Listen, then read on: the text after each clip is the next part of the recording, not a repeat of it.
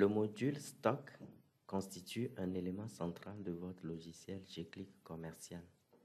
Il vous permet de gérer efficacement vos articles, de suivre les quantités disponibles en temps réel dans votre boutique et vos magasins secondaires. Pour y accéder, cliquez sur le bouton Stock Articles. L'interface de gestion des stocks est structurée en 3 zones principales. La zone d'action et de recherche, le tableau des articles avec toutes les informations du stock et le panneau des impressions ou des rapports. Dans la zone d'action et de recherche, nous avons le bouton Nouveau article. Si nous cliquons sur ce bouton, nous avons accès au formulaire Fichier article qui va nous permettre d'ajouter un nouvel article au stock.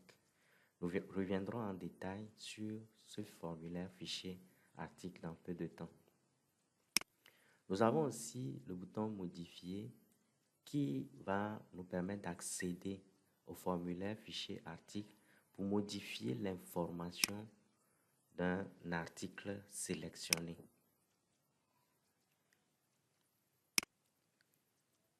Et ici, nous avons le bouton Supprimer qui permet aussi de supprimer un article sélectionné dans le tableau. Dans la zone de recherche, nous avons Nom article qui nous permet de rechercher un article par désignation, c'est-à-dire par son nom. Nous avons la zone article numéro référence qui nous permet de faire des recherches par numéro ou référence article. Nous avons ici la zone code barre qui nous permet de rechercher des articles via le code barre d'un article. Et ici, nous avons le bouton Afficher tout qui nous permet de réinitialiser les filtres et afficher tous les articles. Et lorsque nous utilisons ces champs de recherche, le tableau se met à jour automatiquement selon les critères saisis dans les zones de recherche.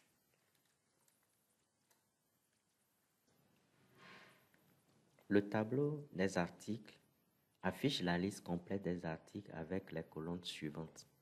Nous avons article numéro qui affiche l'identifiant unique de l'article. Nous avons la colonne référence, le code barre, le nom de l'article, la catégorie, le prix d'achat, le prix de vente, le stock dans la boutique principale, le stock dans le magasin secondaire 1, le stock dans le magasin secondaire 2. Et ici, nous avons prix de vente variable qui indique si le prix peut être modifié lors de la vente ou pas. Nous avons ensuite le stock minimum. Nous avons l'unité de mesure. Nous avons la marque et enfin le fournisseur de l'article. Grâce à ces colonnes, nous pouvons visualiser les quantités disponibles par emplacement, identifier rapidement les ruptures ou stock faible et surveiller les seuils minimums. Dans la zone des impressions, nous avons le bouton Imprimer stock qui imprime la liste des stocks. Nous avons le bouton Valeur stock détail qui affiche la valeur du stock article par article. Nous avons la valeur stock résumé qui affiche les articles par catégorie. Nous avons le bouton article rupture de stock qui va nous permettre d'imprimer la liste des articles en rupture. Nous avons le bouton article à stock bas qui nous permet d'imprimer la liste des articles proches du stock minimum. Et ici, nous avons l'article à stock négatif qui nous permet d'imprimer les articles qui ont un stock négatif. Le bouton Mouvement stock nous permet de voir l'historique des entrées et sorties de stock. Je vais cliquer sur ces différents boutons pour que nous puissions visualiser rapidement les impressions attendu.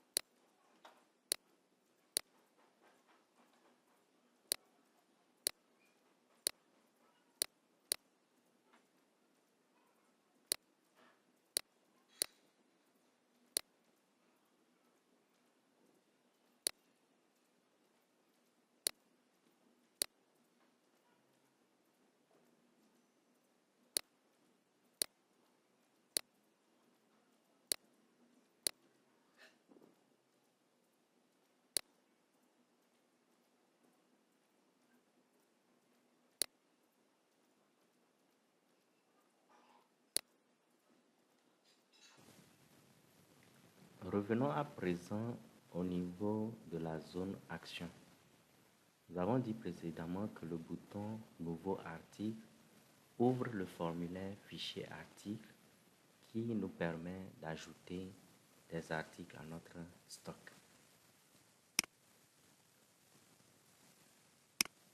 Le formulaire Fichier article, c'est l'outil central pour enrichir votre catalogue article et maintenir à jour toutes les informations essentielles à la vente, aux achats et à la gestion des stocks. Sur ce formulaire, nous avons cette première zone info article.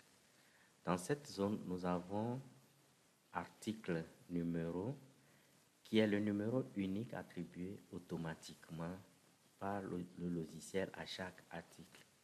Nous avons cette zone nom de l'article où nous pouvons mettre le nom complet de l'article. Ici, nom réduit, c'est l'abréviation qui va être utilisée sur les tickets de caisse. Ici, nous avons la référence article où nous pouvons noter la référence interne ou bien le code de l'article. Ici, nous avons le code barre de l'article qui nous sera utile lors des ventes. Dans ce menu déroulant, nous avons la catégorie d'articles. La catégorie d'articles que nous pouvons choisir ici. Et ici, les marques. Les marques de l'article que nous pouvons choisir ici.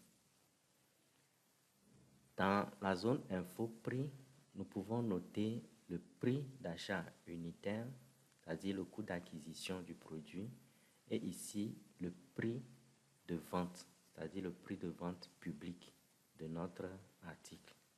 Dans la zone info quantité, nous avons la quantité de base ici, et ici nous avons l'unité de mesure de l'article. Dans la partie info stock, nous avons ici le stock minimum que nous pouvons renseigner. Et ici, une zone prix de vente variable qui nous permet de dire oui ou non si les prix de vente peuvent être modifiés lors des ventes. Ici, nous pouvons choisir notre fournisseur principal de l'article.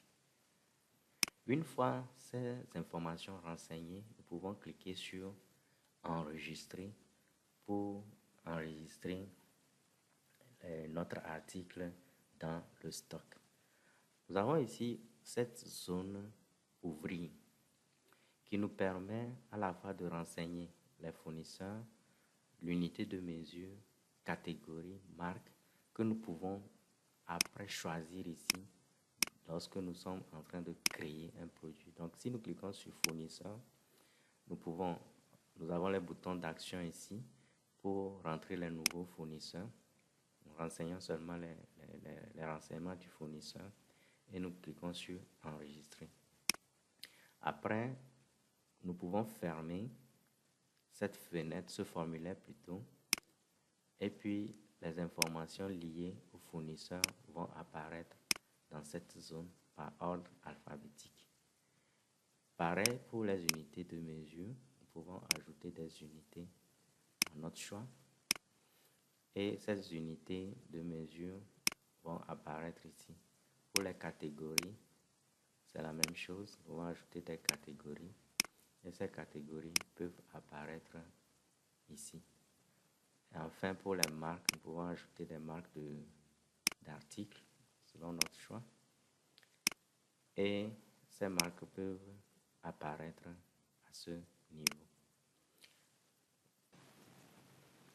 Alors, pour modifier maintenant un article, nous allons fermer le fichier article. Nous allons d'abord sélectionner l'article à modifier. Alors, nous allons prendre comme exemple l'article numéro 2 et cliquer sur le bouton modifier. Donc, nous avons les informations éditées de l'article que nous pouvons modifier. Et lorsque nous finissons la modification, nous cliquons maintenant sur le bouton enregistrer. Et pour supprimer un article,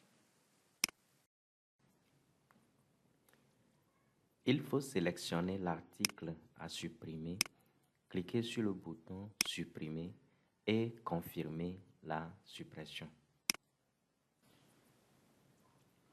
Comme conseil pratique,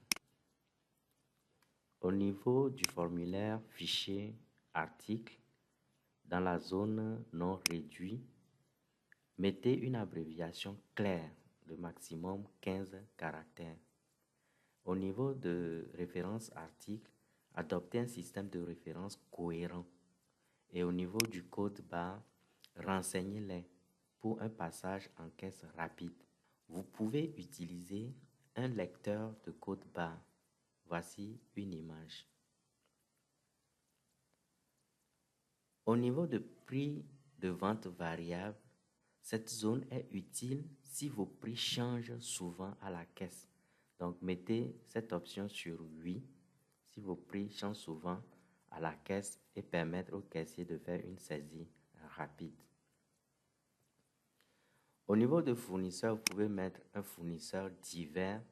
Au cas où le fournisseur n'est pas connu, vous pouvez enregistrer l'opération sur ce type de fournisseur.